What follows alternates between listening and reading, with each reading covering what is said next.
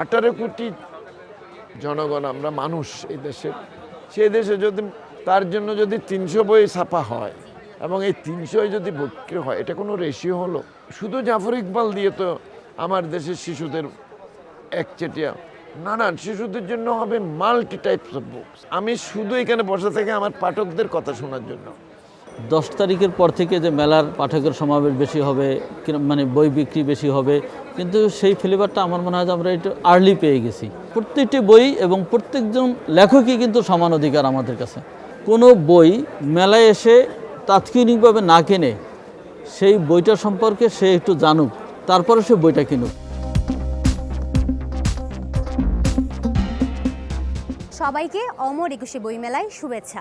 আমাদের সময়ের নিয়মিত আয়োজন বইয়ের খোঁজে আপনাদের আমন্ত্রণ জানাচ্ছি আমি হিমাতুল জান্নাত। আজকে বইমেলার চতুর্থ দিন, যেখানে পাঠকেরা হারিয়ে যাবে নতুন বইয়ের সন্ধানে। আজকে নতুন বইয়ের সংখ্যা 47টি। চলুন তাহলে আপনাদেরকে নিয়ে আজকের চতুর্থ দিনের বইমেলাটি ঘুরে দেখা যাক।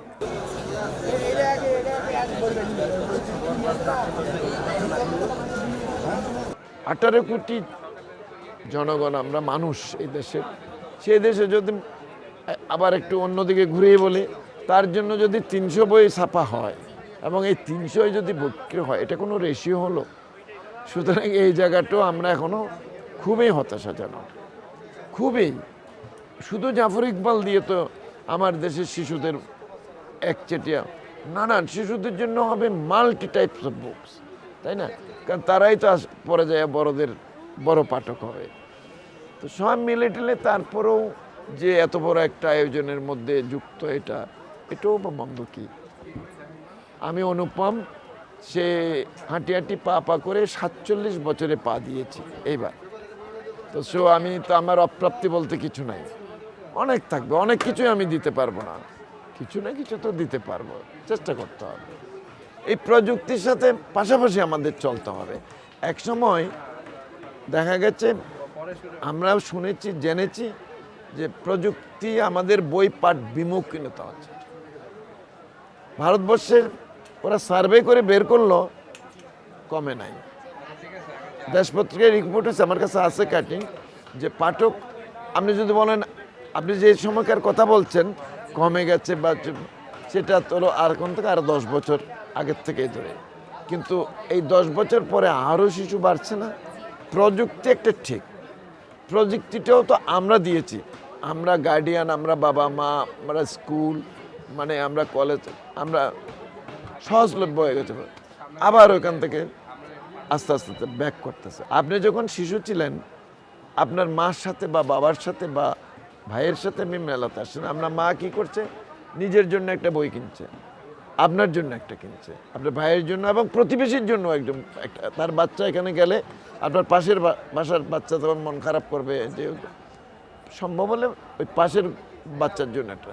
সেই সংস্কৃতিটা এখন একটু কমে গেছে, তাতেও হতাশার কিছু নাই।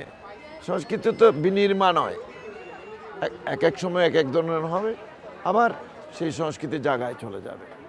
হতাশ হওয়ার কিচ্ছু নাই। আমি শুধু এখানে বসে থেকে আমার পাঠকদের কথা শোনার জন্য।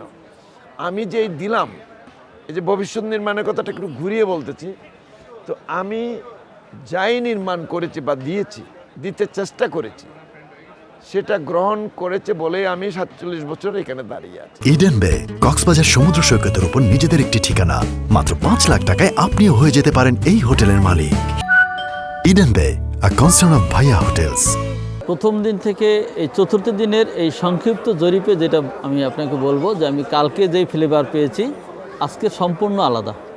তার মানে আমরা যেটা ভাবতেছিলাম যে মেলার 10 তারিখের পর থেকে যে মেলার একটা মানে শুরু হবে, পাঠকের সমাবেশ বেশি হবে, মানে বই বিক্রি বেশি হবে, কিন্তু সেই ফ্লেভারটা আমার মনে হয় আমরা একটু আর্লি পেয়ে গেছি।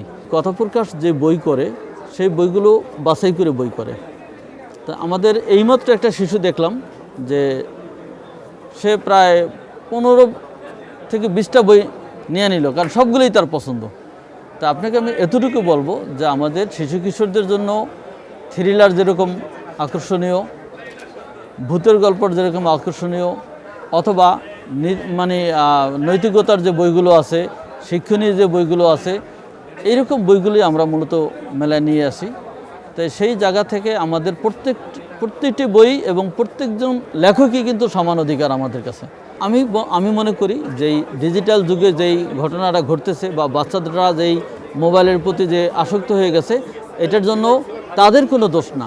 আমরা তাদেরকে কোনো রকম মানে এটার ভিতরে কলঙ্কিত করতে চাই না।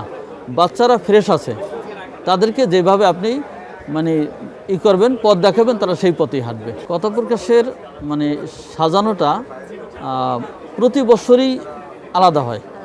আমরা একটা ক্যাটাগরিতে থাকি না। যেমন এই বছর যে ডিজাইনটা আপনি দেখলেন, গত বছর কিন্তু এই ডিজাইন ছিল না, তার আগে এটা ছিল না। এটার বৈশিষ্ট্য হলো যে কথা প্রকাশ স্টলটা দেখার জন্য কিন্তু অনেকে আসে যে কথা প্রকাশ এইবার কেমন সাজাইছে। হ্যাঁ, তা সেই দৃষ্টিকোণ থেকে নান্দনিকতার আমাদের পাবলিকেশন তো এটা একটা সৃজনশীল পাবলিকেশন। তাহলে সেখানে পাঠককে আকর্ষণ করার জন্য বা তাদেরকে মোটিভেটেড করার জন্য মানে শোরুমে আনার জন্য নানা রকম পরিকল্পনা আমাদের থাকে। আমি জানি না পাঠক এবার আমাদের এই ডিজাইনটা কীভাবে নেবে।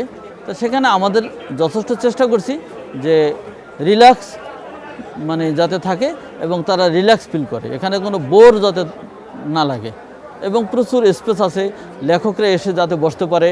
আমরা এইভাবে চিন্তাগুলো করেই কিন্তু মানে স্টল সাজাই। কোনো বই মেলায় এসে তাৎক্ষণিকভাবে না কেনে সেই বইটা সম্পর্কে সে একটু জানুক, হ্যাঁ, তারপরে সে বইটা কিনুক। কারণ অনেক বই আছে, শুধু প্রচ্ছদ দিকে বই কিনলে হবে না। এবং আরেকটা বিষয় হলো, আমার যেটা সবসময় একটা কথা থাকে, এই যে মেলা 3টার সময় শুরু হয় আবার 9টার সময় বন্ধ হয়ে যায়, এই সময় ভিতরে একটা পাঠক কতটুকু কয়টা দোকানে যেতে পারবে, কয়টা প্যাভিলিয়নে যেতে পারবে, কয়টা স্টলে যেতে পারবে, আর কয়টা বই দেখতে পারবে। মেলাটা শুরু হওয়ার দরকার হলো সকাল 11টা থেকে। এটা হলো আমার একটা মানে চাহিদা। বাংলাদেশের মানে পাবলিকেশন সেক্টরের এই 1 মাস আমরা সারা বছর পরিশ্রম করি, এই 1 মাস যদি আমরা পাঠককে বই না দেখাইতে পারি তবে আমরা কি মেলা করলাম। এই সময় এসে অনেকে দেখা গেল যে 5টা বই কিনলো, তার ভিতরে 3টা বই সে আর পড়ার মতো না, এটা তার কিন্তু ক্ষতি হয়ে গেল। আর যদি সকাল থেকে মেলাটা হয়, সে ধীরে সুস্থ সুন্দরভাবে বই কিনতে পারে। এই ছিল আজকের বইমেলার 4র্থ দিন। আজকে আমরা গল্প করেছি প্রকাশকদের সাথে। বইমেলা সম্পর্কে আরও জানতে চোখ রাখুন আমাদের সময়ে। ধন্যবাদ।